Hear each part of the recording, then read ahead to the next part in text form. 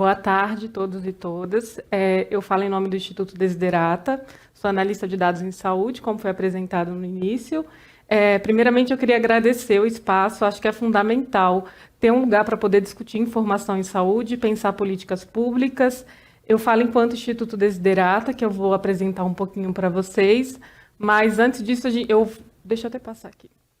Não falo por mim só, o que eu vou apresentar aqui é reflexo de um trabalho que é feito pela equipe de oncologia do Desiderata. A gente é uma organização social, organização da sociedade civil de interesse pública, que foi fundada em 2003 e que tem como foco a melhoria da saúde pública pensando crianças e adolescentes.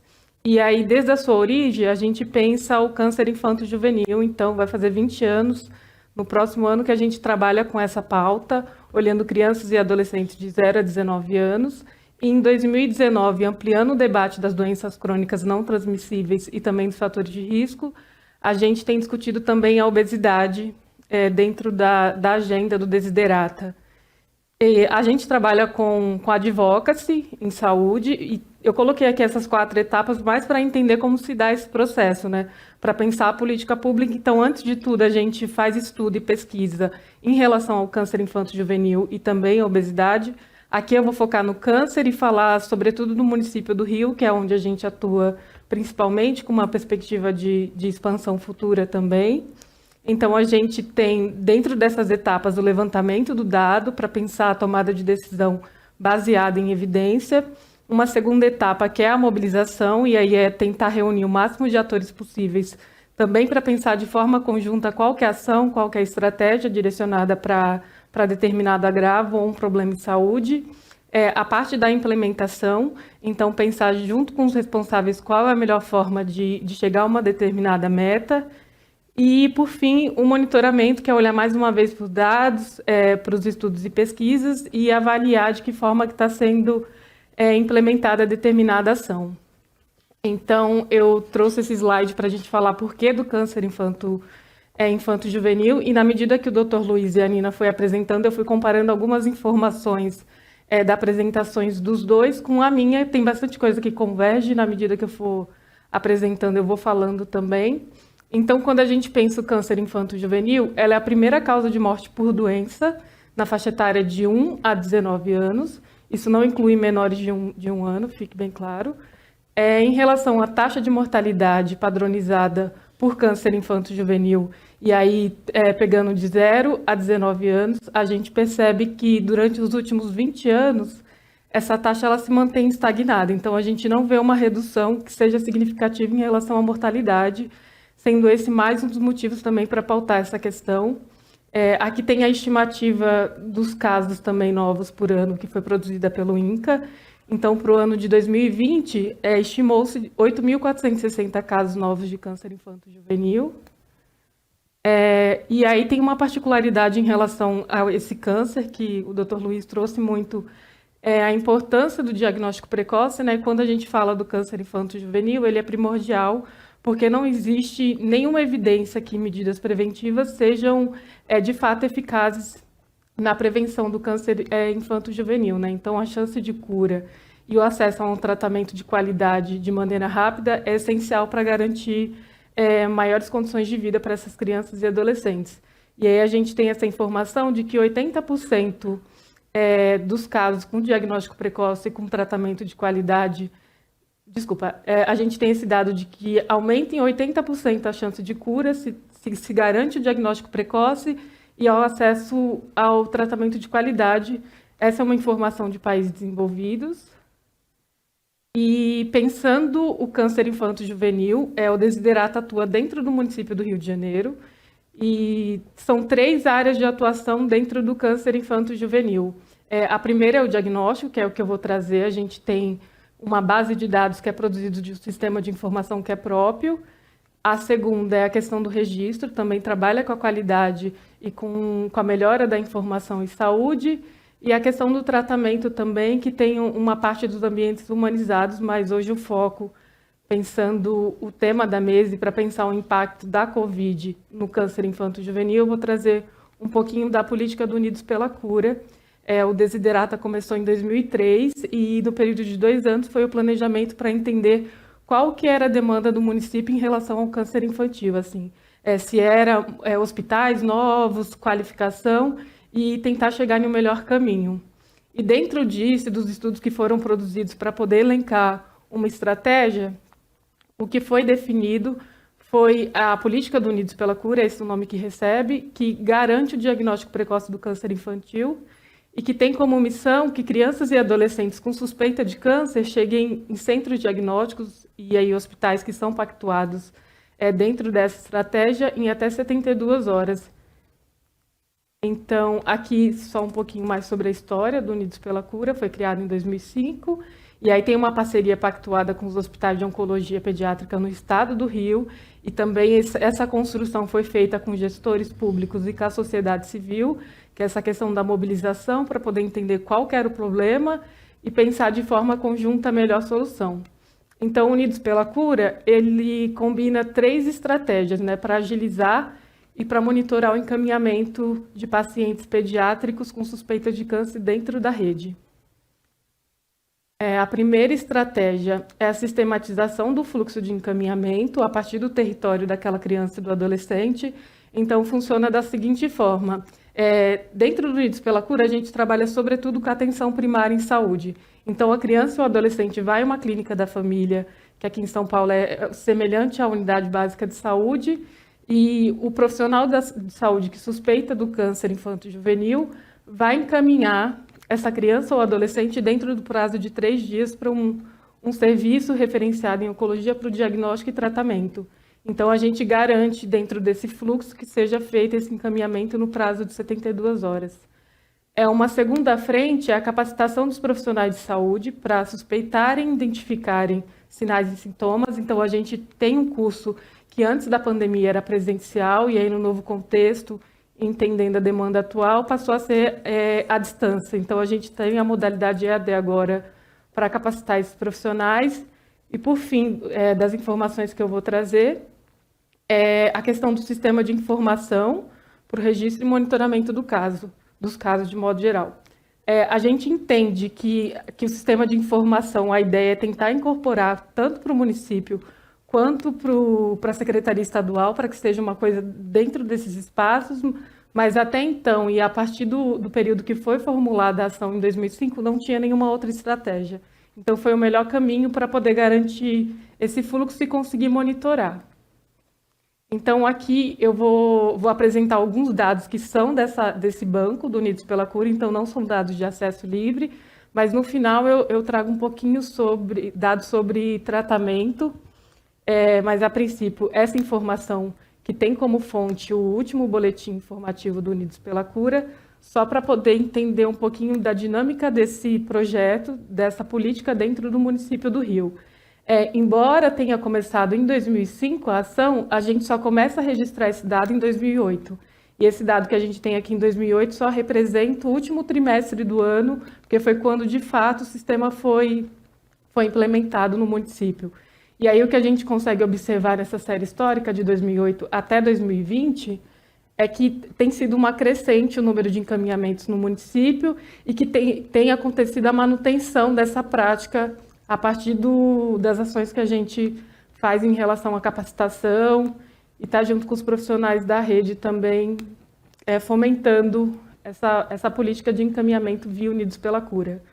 Então, aqui só ampliando para poder olhar mais o ano de 2019 e 2020 e pensar de fato o impacto da Covid no diagnóstico e também no tratamento do câncer infantil, aqui eu coloquei uma lupa para esses 2 últimos anos. O que a gente percebe ao longo dos anos é que tem um crescente número de encaminhamentos. E aí, quando a gente chega aqui em 2020 e 2019, a gente já começa a perceber diretamente o impacto da pandemia no número de encaminhamentos, né?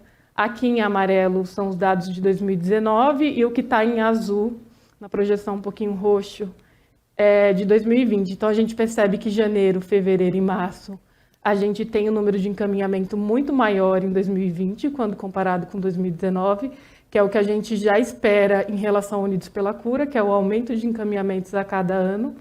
Só que quando tem a pandemia quando tem quando tem a questão da pandemia, a partir de março, principalmente, né, a gente percebe que abril, maio, junho, julho, até agosto, rola uma inversão, né? Então, o que acontece? 2019 passa a ser o número principal de encaminhamentos e 2020 a gente percebe que reduz muito o número de encaminhamento, que está relacionado também com o número de atendimentos na atenção primária do município, que eu também trago esse dado. Aqui tem uma exceção em relação ao número de casos de Covid, que eu trago a projeção. Em dezembro de 2020, a gente percebe um aumento do número de casos de Covid, só que aqui o número de encaminhamentos é maior, e eu também vou explicar um pouquinho à frente.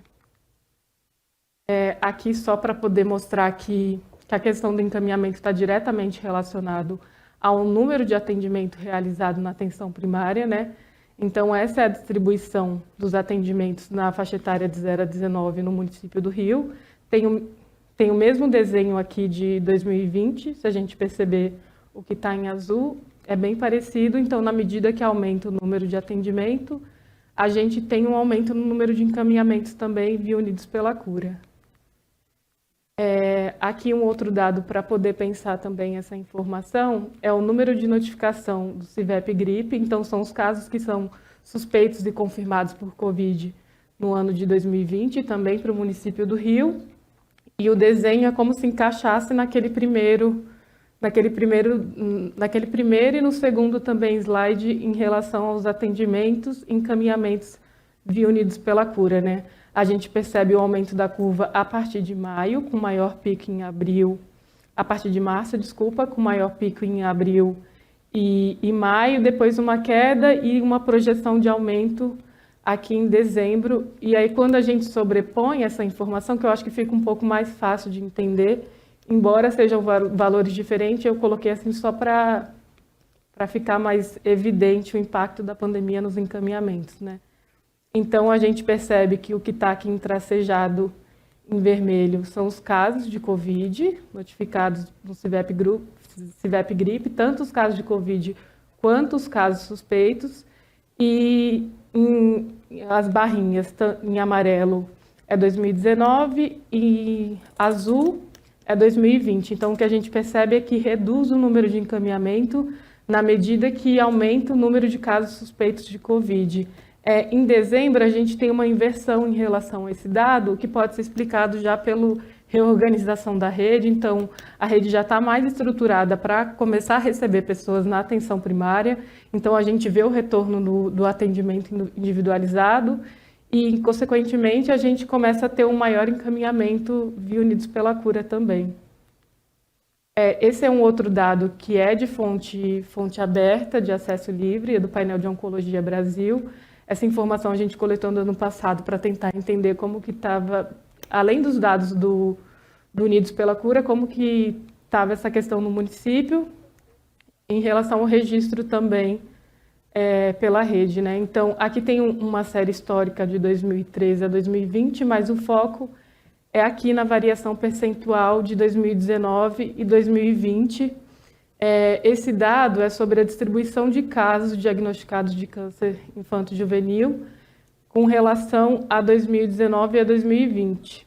A variação que a gente percebe é que na faixa etária aqui de menos de 1 ano, houve um aumento no diagnóstico, o que a gente supõe que seja uma maior inserção de dado no registro e não necessariamente um aumento do número de casos de câncer. Talvez o acumulado de alguma ficha, alguma coisa que não foi registrada em outro momento, em 2020 passou a ser inserida no sistema. Em relação às outras faixas etárias, a gente percebe que houve uma redução no diagnóstico, sobretudo na faixa etária de 5 a 9 anos, redução de 33%. Esse dado converge bastante com a apresentação da Nina em relação ao tratamento, né? Desculpa. Aqui a gente tem a distribuição dos casos de câncer infanto-juvenil, segundo modalidade terapêutica para o ano de 2013 a 2020, mais uma vez com enfoque aqui para a variação de 2019 e 2020. Assim como no dado geral de câncer, a gente percebe uma redução da radioterapia em 29%, seguido pela químio, e tem um aumento de 16% na cirurgia. Além desses dados, teve outras informações que a gente coletou pensando no município do Rio, e tem bastante particularidade que também tem que ser discutido com o município para poder entender a questão da inserção no sistema, por que aumentou algumas modalidades, reduziram outras. Para além disso, a gente também, durante a pandemia, trabalhou com alguns materiais de sensibilização para tentar fomentar o encaminhamento de crianças e adolescentes via Unidos pela Cura, apesar do contexto de Covid-19. E, por fim, aqui, de modo geral, apesar dos entraves e de toda a dificuldade durante a pandemia, a gente percebe que a rede municipal de saúde do Rio de Janeiro conseguiu se organizar para dar uma continuidade no encaminhamento. Os dados de 2020, a gente já consegue perceber que tem uma maior regularidade em relação ao encaminhamento desses casos ao longo do ano. Pensando a médio e longo prazo, a gente entende que vai acontecer a redução na chance de cura, de modo geral, para crianças e adolescentes.